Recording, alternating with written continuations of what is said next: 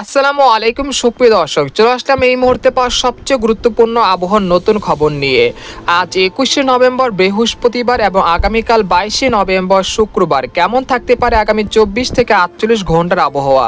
বাংলাদেশ থেকে শুরু করে ভারতের পশ্চিমবঙ্গ, আসাম, মেঘালয় এবং উত্তর থেকে ত্রিপুরা রাজ্যে আগামী 24 থেকে 48 ঘন্টা যেসব স্থানের আবহাওয়া কীরকম থাকতে পারে। এছাড়া আগামী 27শে নভেম্বর বঙ্গোপসাগরের বুকে তৈরি হতে পারে একটি ঘূর্ণিঝড়, যার নাম হতে পারে ঘূর্ণিঝড় ফেঙ্গাল।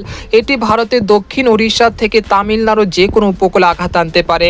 এর ফলে আগামী 28শে নভেম্বর রাত থেকে দেশের উপকূলবর্তী যে জেলাগুলো রয়েছে এবং খুলনা, বরিশাল, ঢাকা, তারপর হচ্ছে চট্টগ্রাম এবং পশ্চিমবঙ্গের একাধিক জেলায় বিক্ষিপ্ত আকারে বৃষ্টি বা ভারী বৃষ্টিপাতের পূর্বাভাস রয়েছে। তো এই বৃষ্টিপাত কোন কোন জেলাগুলোতে হতে পারে জানতে হলে ভিডিওটি প্রথম থেকে শেষ পর্যন্ত দেখতে থাকুন। আর আপনি কোন জেলা থেকে আমাদের আবহাওয়ার খবরটি দেখছেন, আপনার জেলার নামটি আমাদের কমেন্ট বক্সে জানিয়ে দিবেন।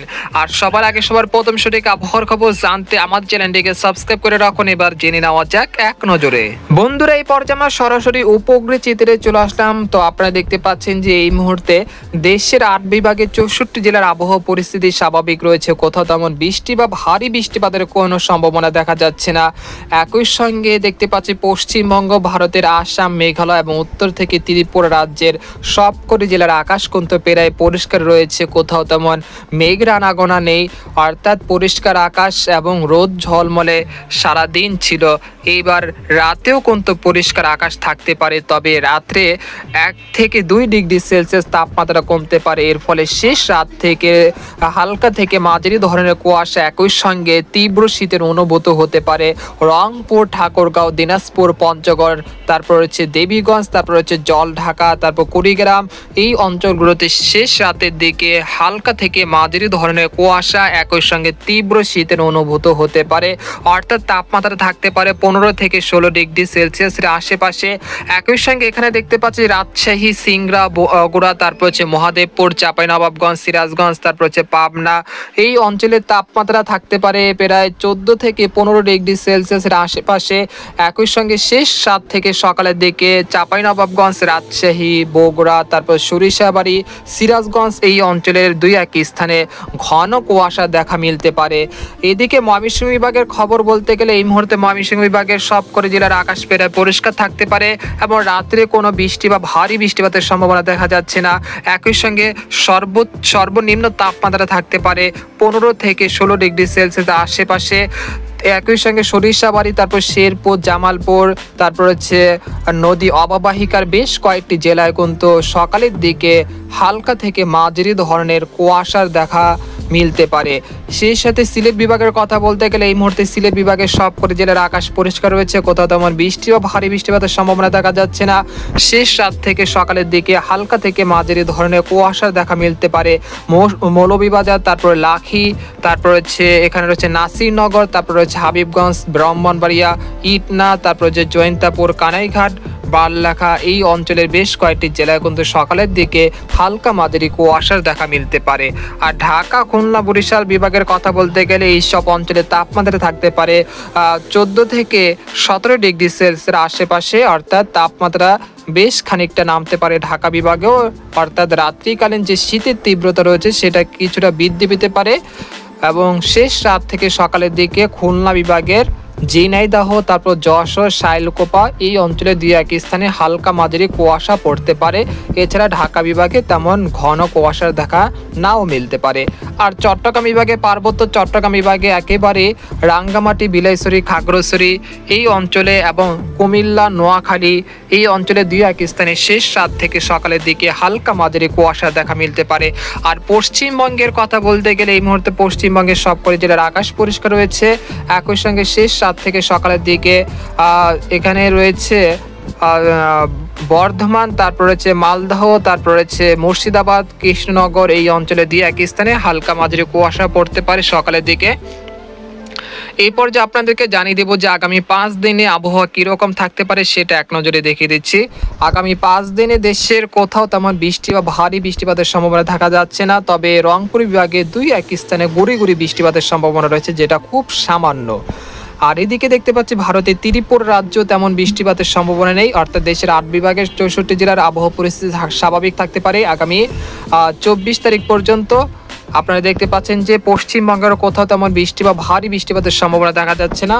তবে পরের যে 10 দিন অর্থাৎ পরের যে 5 দিন রয়েছে 28শে নভেম্বর থেকে 30শে নভেম্বর, এই সময়ের মধ্যে চট্টগ্রাম এবং খুলনা, বরিশাল, ঢাকা, তারপর দক্ষিণবঙ্গের 2-1 স্থানে হালকা মাঝারি বৃষ্টিপাতের সম্ভাবনা রয়েছে, যেটা মূলত ঘূর্ণিঝড়ের সৃষ্টি হবে। সেই ঘূর্ণিঝড়ের কারণেই এই বৃষ্টিপাতের সম্ভাবনা রয়েছে।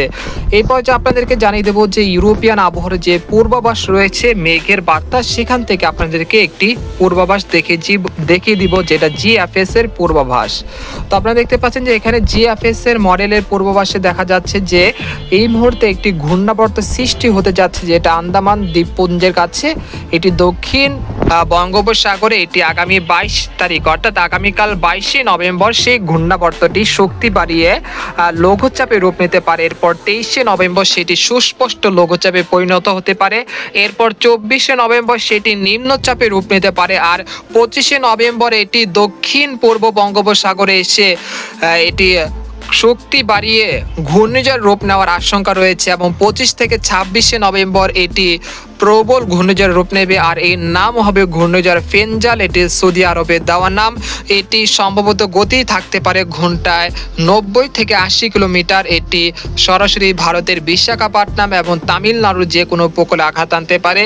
আর এর অগ্রভাগের প্রভাবে কিন্তু বাংলাদেশ এবং পশ্চিমবঙ্গে বৃষ্টিপাতের সম্ভাবনা তৈরি হতে যাচ্ছে আগামী 27শে নভেম্বর রাত থেকে। তো আপনারা দেখতে পাচ্ছেন যে আগামী 27শে নভেম্বর রাত থেকে দেশের উপকূল যে জেলাগুলো রয়েছে, যেমন শ্যামনগর, মাঠবাড়িয়া, খেপুপাড়া, তারপর হচ্ছে এখানে হচ্ছে লালমোহন, বুরহুদ্দিন, ঝালকাঠি, তারপর মীর হাজীগঞ্জ, চরফেশন, হাতিয়া, সন্দ্বীপ, এখানে রয়েছে নোয়াখালী, ফেনী, রায়পুর, লাকসাম, তারপর হচ্ছে ফটিকছড়ি, খাগড়াছড়ি, রাঙ্গামাটি, তারপর বিলাইছড়ি, রাজস্থলী, সাতকানিয়া, কুতুবদিয়া, তারপর মহেশখালী, টেকনাফ। এই অঞ্চলের আকাশ কিন্তু বেশ মেঘের আনাগোনা বৃদ্ধি পেতে পারে। একই সঙ্গে 2-1 স্থানে গুড়ি গুড়ি বৃষ্টিপাত শুরু হয়ে যেতে পারে। আর এদিকে গাঙ্গে এবং পশ্চিমবঙ্গের খড়গপুর, তারপর কলকাতা, তারপর হচ্ছে উত্তর ও দক্ষিণ 24 পরগনা, পূর্ব ও পশ্চিম মেদিনীপুর, তারপর হচ্ছে দক্ষিণ উড়িষ্যা, এই অঞ্চলের আকাশ কিন্তু প্রায় মেঘের আনাগোনা বৃদ্ধি পেতে পারে আগামী 27শে নভেম্বর রাত থেকে। এরপর 28শে নভেম্বর আপনারা দেখতে পাচ্ছেন যে খুলনা, বরিশাল, চট্টগ্রাম বিভাগের সবকটি জেলাতে কিন্তু বৃষ্টিপাত শুরু হতে যাচ্ছে। গুড়ি গুড়ি বৃষ্টিপাত, আবার কোথাও কোথাও হালকা মাঝারি বৃষ্টিপাতের সম্ভাবনা থাকছে 28শে নভেম্বর বৃহস্পতিবার, অর্থাৎ এই সপ্তাহের পরের সপ্তাহে বৃষ্টিপাতের সম্ভাবনা হতে পারে। এবং আপনারা দেখতে পাচ্ছেন যে চট্টগ্রাম বিভাগের বেশ কয়েকটি জেলা কিন্তু ভারী বৃষ্টিপাতের পূর্বাভাস দেখা যাচ্ছে জিএফএস এর পূর্বাভাস অনুযায়ী আগামী 28শে নভেম্বর। এরপর 29শে নভেম্বর এই বৃষ্টিপাত চলমান থাকতে পারে। তারপর 30শে নভেম্বর বিকেলের দিকে আবহাওয়া পরিস্থিতি স্বাভাবিক হয়ে আসতে পারে। একই সঙ্গে যে বৃষ্টিপাতের সম্ভাবনা তৈরি হয়েছিল সেটাও কেটে যেতে পারে। এবং 3 তারিখ অর্থাৎ ডিসেম্বর মাসের 3 তারিখ থেকে আবহাওয়া পরিস্থিতি একেবারেই স্বাভাবিক হয়ে আসতে পারে। তার পরবর্তী সময় আরেকটি ঘূর্ণাবর্ত সৃষ্টি হতে পারে, যেটা ডিসেম্বর মাসের প্রথম সপ্তাহে এইখানে তৈরি হতে পারে। তবে এটা কোথায় আঘাত আনতে পারে এবং এটি ঘূর্ণিঝড়ের রূপ নেবে কিনা সেটা এখন নিশ্চিতভাবে বলা যাচ্ছে না। তো আপনারা যেটা আপনাদের জন্য সতর্কতা থাকবে, আগামী 25শে নভেম্বর পর্যন্ত বাংলাদেশ এবং পশ্চিমবঙ্গের আবহাওয়া পরিস্থিতি স্বাভাবিক থাকতে পারে। তবে 27শে নভেম্বর রাত থেকে দেশের উপকূলীয় অঞ্চলে বৃষ্টিপাতের প্রবণতা বৃদ্ধি পেতে পারে। আর এই বৃষ্টিপাত টানা 3 দিন চলমান থাকতে পারে 30শে নভেম্বর পর্যন্ত। এরপর ডিসেম্বর মাসের 2 তারিখ থেকে এই মেঘের আনাগোনা বা এই বৃষ্টিপাত কেটে যেতে পারে। একই সঙ্গে উত্তর পশ্চিম দিক থেকে শীতল হাওয়া বইতে শুরু করবে আর শীতের তীব্রতা বেশ বৃদ্ধি পেতে পারে। তো এই ছিল খবর। তো পরবর্তীতে এই ঘূর্ণিঝড়টি কোনো পরিবর্তন আসলে সেটা পরবর্তী ভিডিওতে জানিয়ে দেব। সবাই ভালো থাকুন, সুস্থ থাকুন, আল্লাহ হাফেজ।